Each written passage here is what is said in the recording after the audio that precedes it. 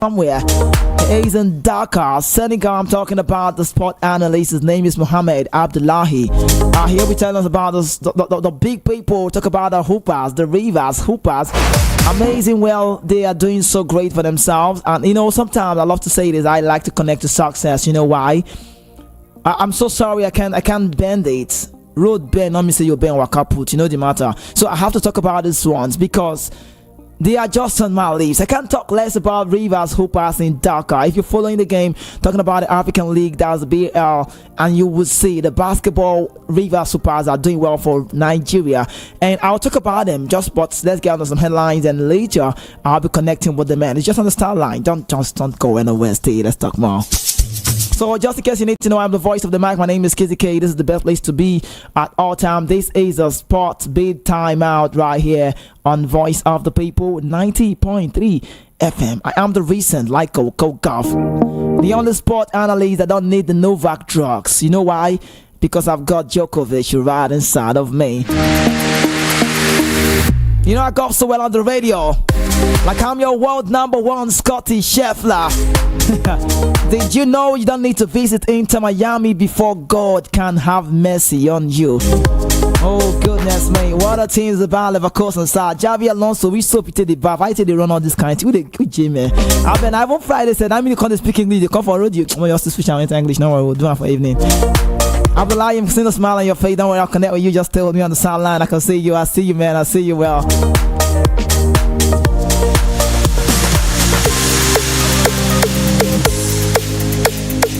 So more reason why I say I'm the one with the PC info. So I'm going to be rushing those headlines.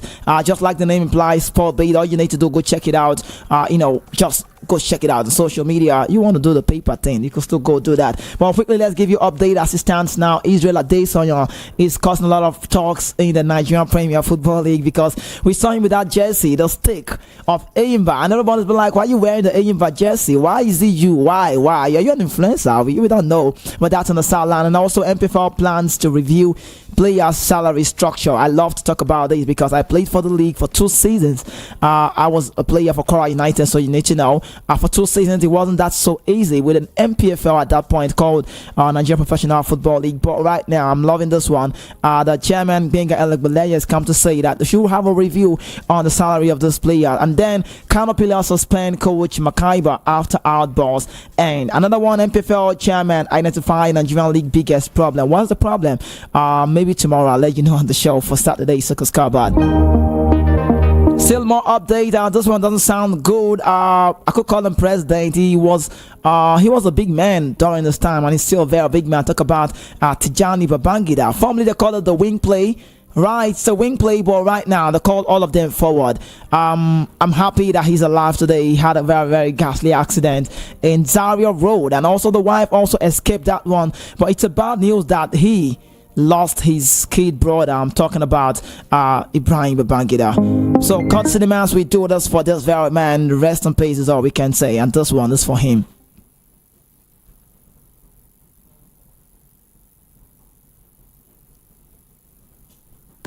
Rest in peace is all I can say. I wish you all the best. Tijani Babangida, legendary in the game. I'm moving on again. The Europa League. Talk about the Conference League also. We'll let you know about the Europa League. Demola Lookman gets very good rating in Atalanta training win over Marseille. And also, what a team is Bayer Leverkusen. I don't know how they do it.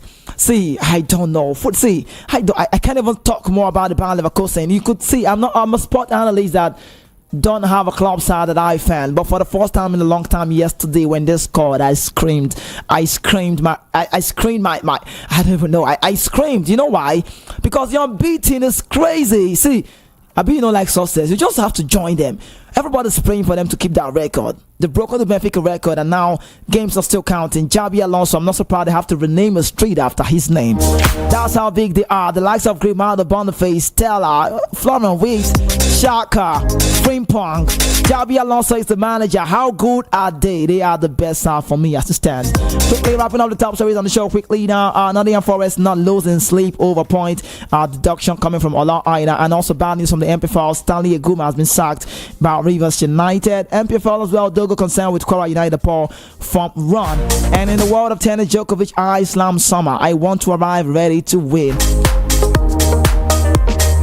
He's a living legend. Also, Rafael Nadal fights back to reach second round in Rome. Dan Evans told off for screaming at umpire as Brits lashes out in the Italian Open. Quickly, trying to place on the show, still talking about the side. They say all the sports away from football. I give you update the world of Tiger Woods side. They call them golf. The golfer. You know what I talk about golf is all on the par. Quickly now, Tiger Woods votes against Rory McIlroy return to the PGA Tour board amid claims their relationship has soured over their different views of the future of golf as peace talks with Saudi-backed Live Golf rumbles on. And I'm trying to wrap up now. In the world of boxing, Focus Fury could be a different preposition for Alexander Usyk. Why in Formula One, Max Verstappen says Brown trying to stir things up with Newey Red Bull Formula One Summit. And also, Formula One boss predicts legend Verstappen will be replaced. And I'm so sorry, this is all I can give to you on the show for top stories. It's time for us to connect to Senegal, Dakar to be exact. I think they like to call it Dakar, right? But we're connecting now, so we talk with Abdullahi. He's just on the sideline to talk and give us update about what's really going on. How is it happening? What's really transpiring right there, just as it unfolds at this point in time.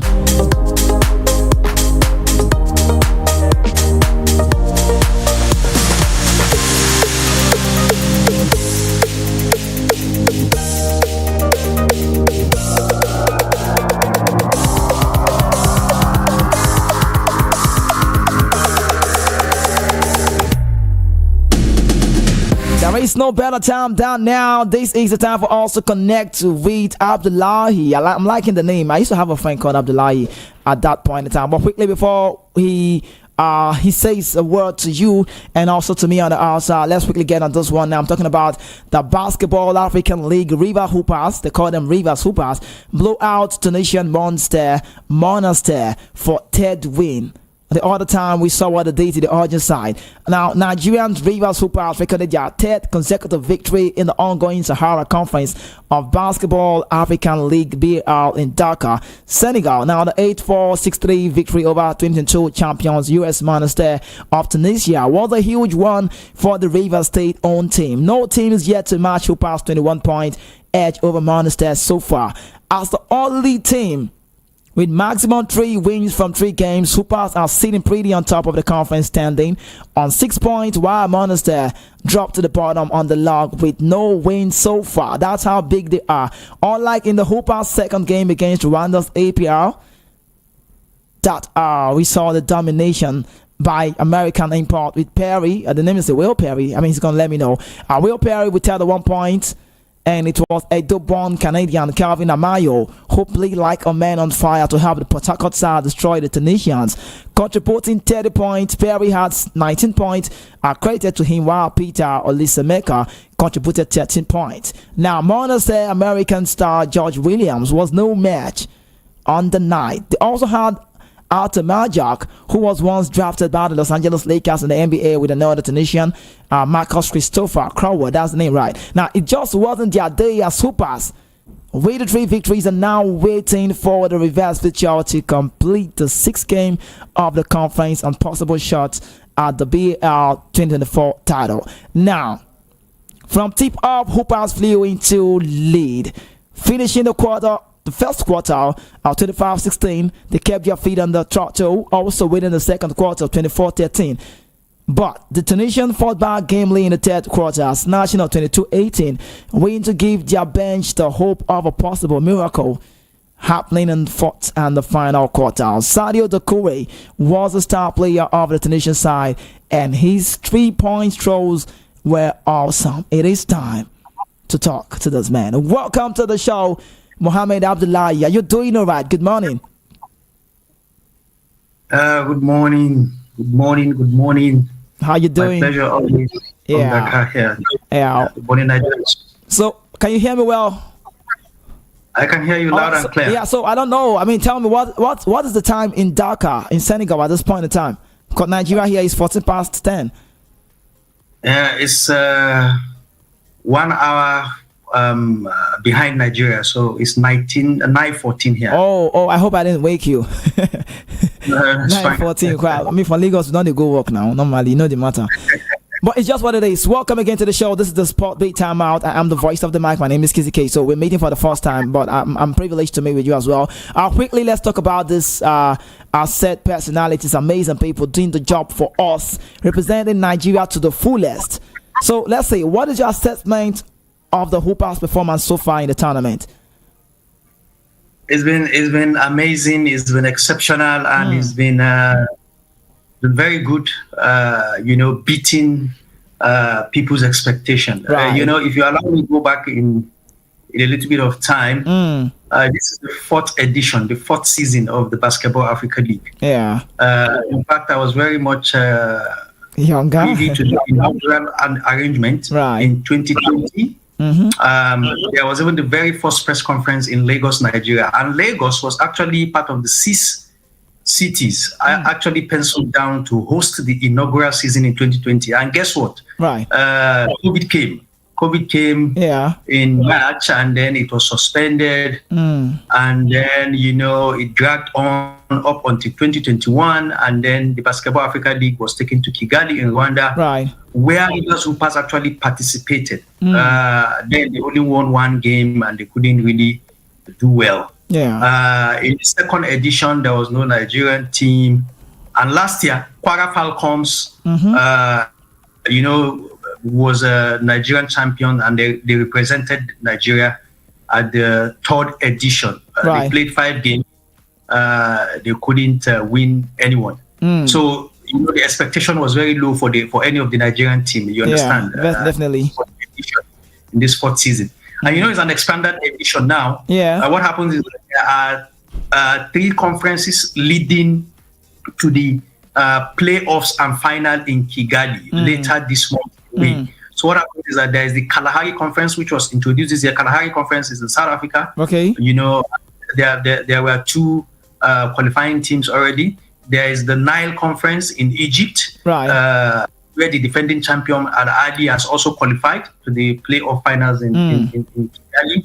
And now this last conference, Sahara Conference in Senegal, where 4 teams are battling to have 2 teams automatically qualify. We have the Douanes, the home team in Senegal, Nigeria's Rivers Hoopers, APR of Rwanda, and then US Monastir of Tunisia. US Monastir is a one-time champion. I know. Second edition. Yeah, that was 2022.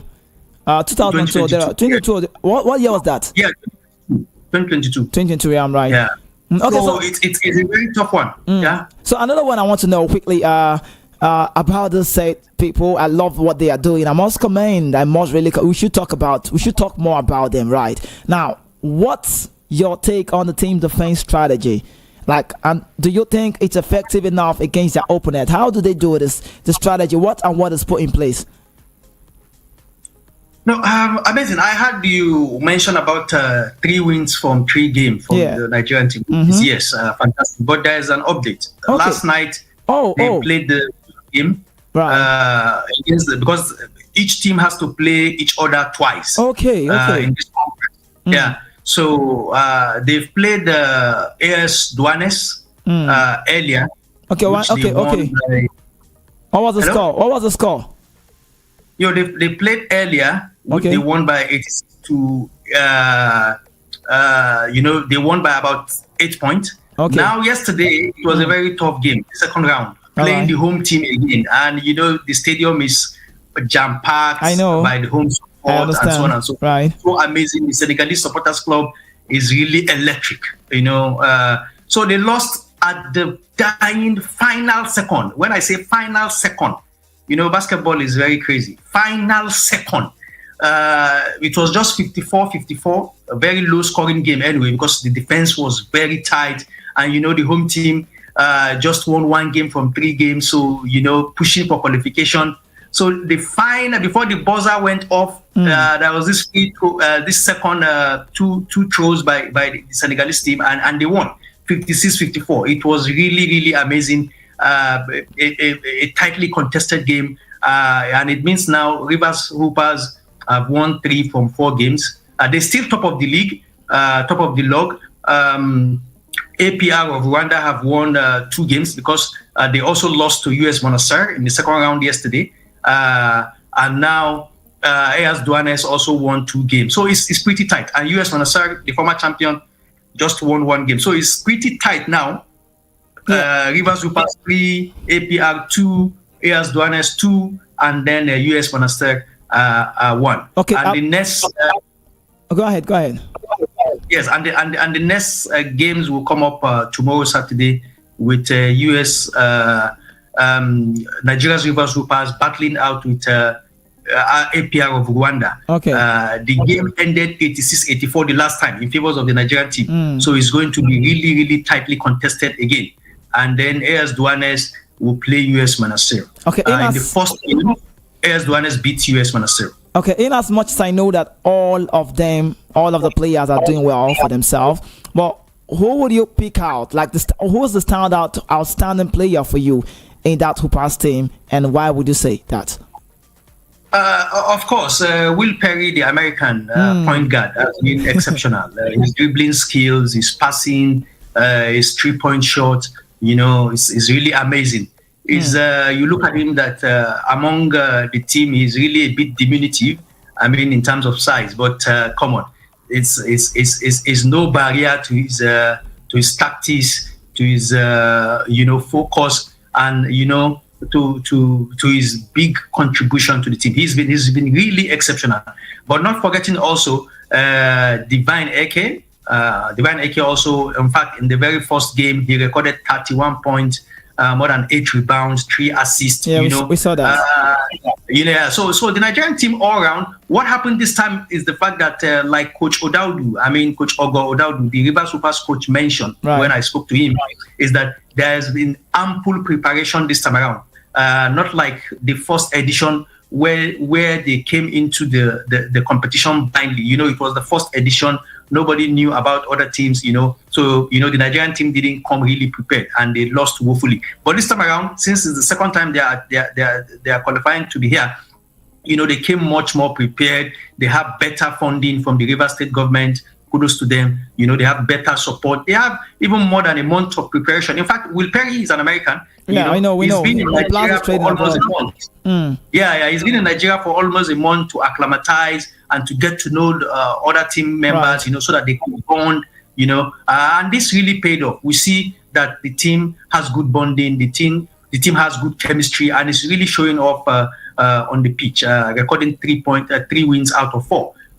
Only to lose just by the whiskers with just 2 points. And because the first game they beat AS Douanes, the home team, by more than at least 7-8 points. So head to head is even favoring Rivers Hoopers because they just lost by 2 points. So it's still a good one. Okay, so another one. I love to say this team is amazing.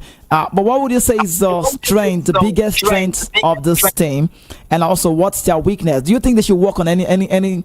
Are they not doing well in some part of the game? Because definitely we know there should be a strength and weakness about the team.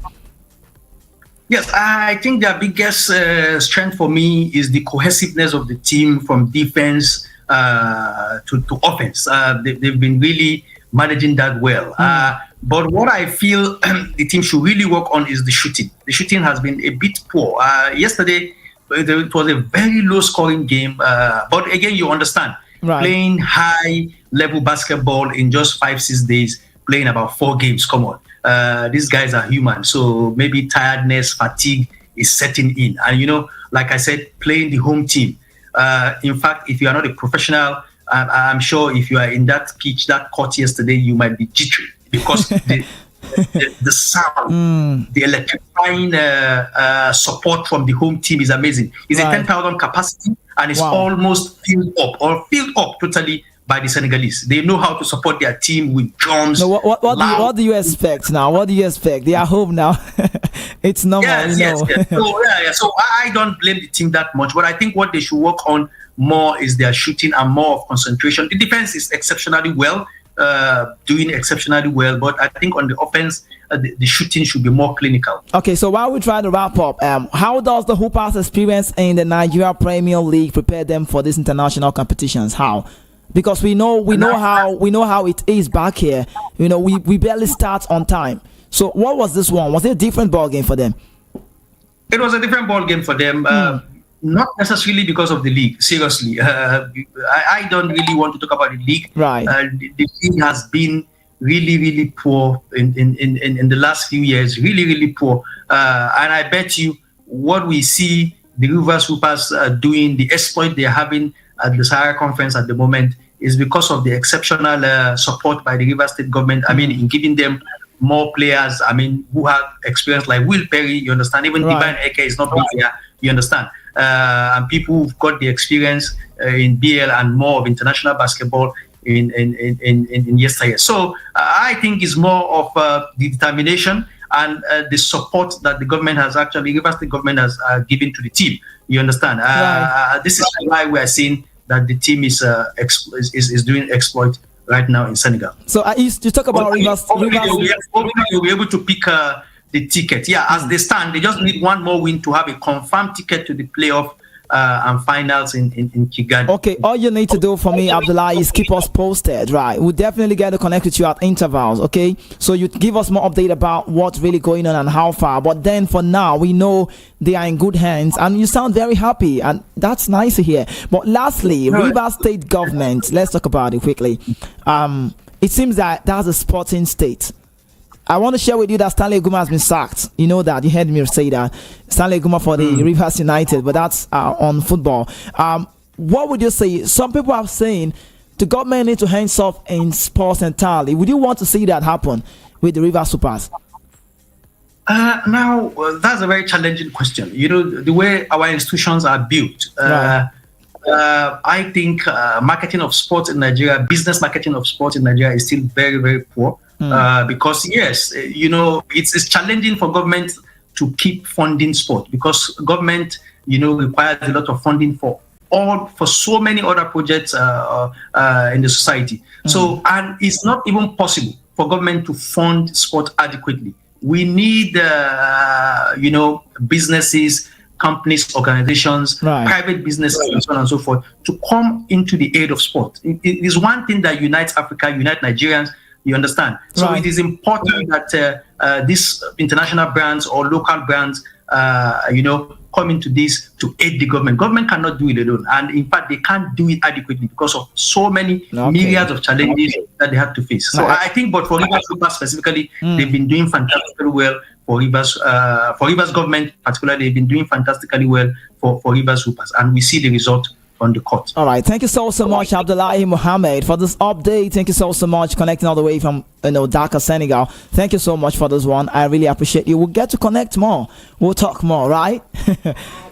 Thank you so much. All right, thank you. I have a guest already. You can say hi to my guest. Stay with me, Abdullahi. Hi, guest. Hi, Abdullahi. Hold on, let me put on the headpiece so I can hear you. How you doing, Abdullahi? I'm very fine, and yourself? I'm pretty good. Nice listening to you just now. Hoping that you have a very beautiful weekend. Right. Thank you. Okay, have yourself a great weekend. Thank you so much, Abdullahi Mohammed. Right, yeah. Okay. What a great time out with that man, Mohammed Abdullahi, on the show. He's the man keeping it cool for us right there in Dakar, Senegal to be exact. And you just heard him. The Rivers Supers are doing so well. I gave him one challenging question. I was going to hear what he would say. I asked him about the government because everyone is saying let the government hands off. But would that happen to Rivers Hoopers? Motel. Fadili, I'll be back to you. Good morning. Great to see you again. Morning. Great to see you too. I think I need some water. You water go come up you again. Okay, can I go now? Yes, you can. Okay. I'm waiting for the shout. It's time for me to leave the show now. All right. I'll let you know that without God, there is no Kizzy K. And there is nothing wrong in starting small, but there's everything wrong when you settle for less. Yeah. Keep dreaming big. Work hard to make it a reality. I see you. My name is Kizzy K.